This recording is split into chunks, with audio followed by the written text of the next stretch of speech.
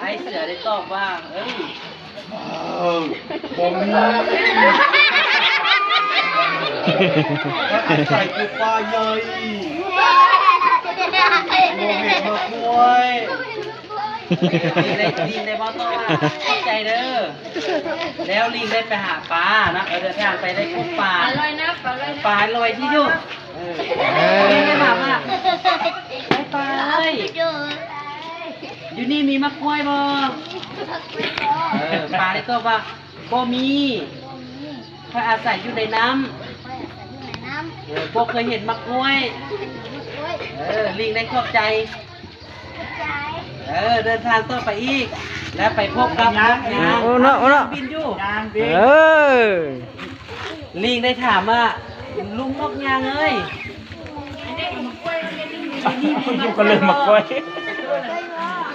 นกยางตอบว่าดีแท้อยู่แคมห้วยนี้จัดมากล้วย我录起这个片了，节目录起这个了。你姐自己搞。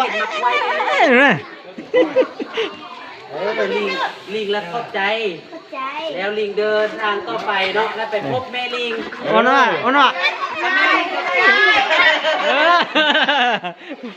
ลิงไม่ได้กินมะกล้วยย่างแซ่บนัวเนาะวันนี้เนาะ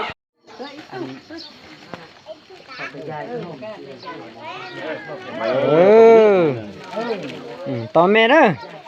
เขาจะมั่งเด้อโอ้ไล่เถอะแ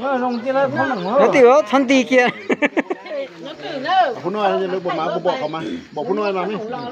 มาไหมมาไห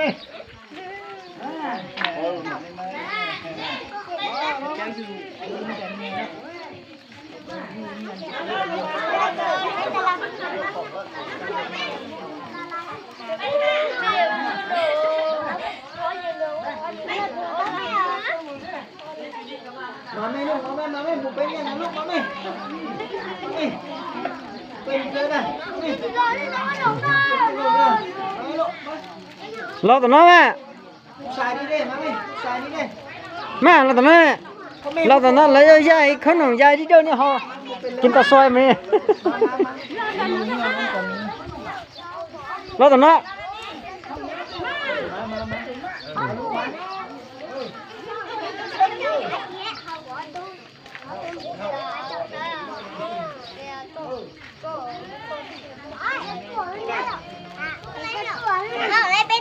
มานี่นะรอตัวน้อย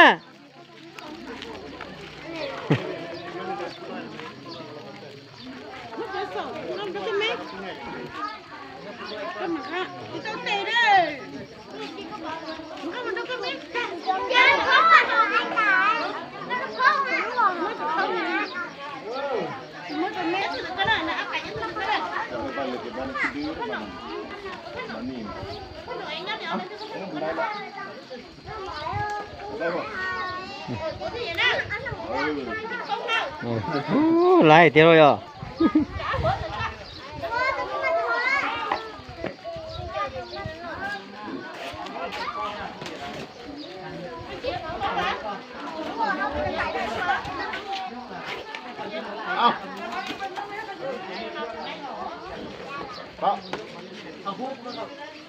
เอาแม่กุล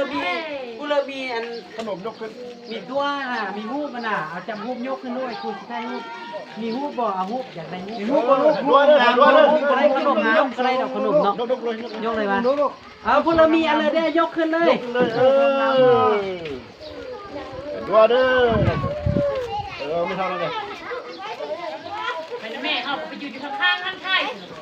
เอามาแล้วแม่น้องก็ได้